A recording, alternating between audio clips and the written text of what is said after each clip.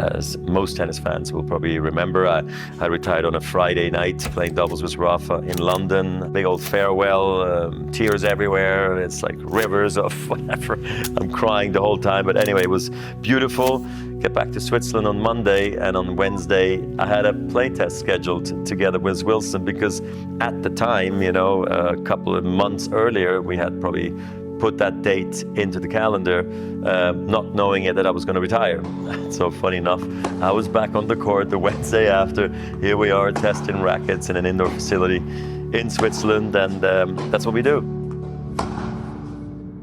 So obviously the racket was supposed to be built for my end of career. I feel like I needed a racket that could go toe-to-toe with the best baseliners, you know, because coming to the net was getting more and more complicated. My footwork was also starting to let me down because of, you know, my knee and so forth. So I knew that going up and down the court all the time could not be possible, so I would get stuck more in those baseline rallies. I wanted it to help me with the way the beam is shaped, that it will go through the air quickly, and then just a little bit easier power with a lighter frame. You know, when you're playing, obviously you're more concerned about your next match, your next opponent, logistics on the road, there's so much going on. I mean, sure, I can deep dive into a collection, but I don't think it will ever be the same as if I'm retired, like sitting right now.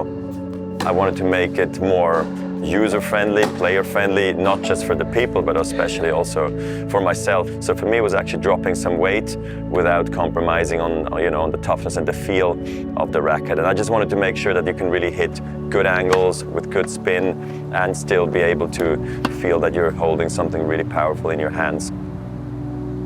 Usually when I enter a play test, you know, I start playing from the baseline naturally, you know, and I really focus on how does it feel in the forehand topspin and how does it feel in the backhand slice. And then only later will I go to volleys and second serve.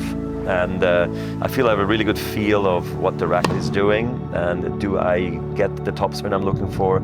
Is the slice as smooth as I want it to be? And then, you know, give it to Wilson and they go back and they do their magic. The process has actually been quite extensive and long. You know, me as a tennis player, I need to make sure that the racket feels perfect, you know, and I feel we landed on a really great racket early on in terms of play testing, and I think then we had a lot of time as well for design.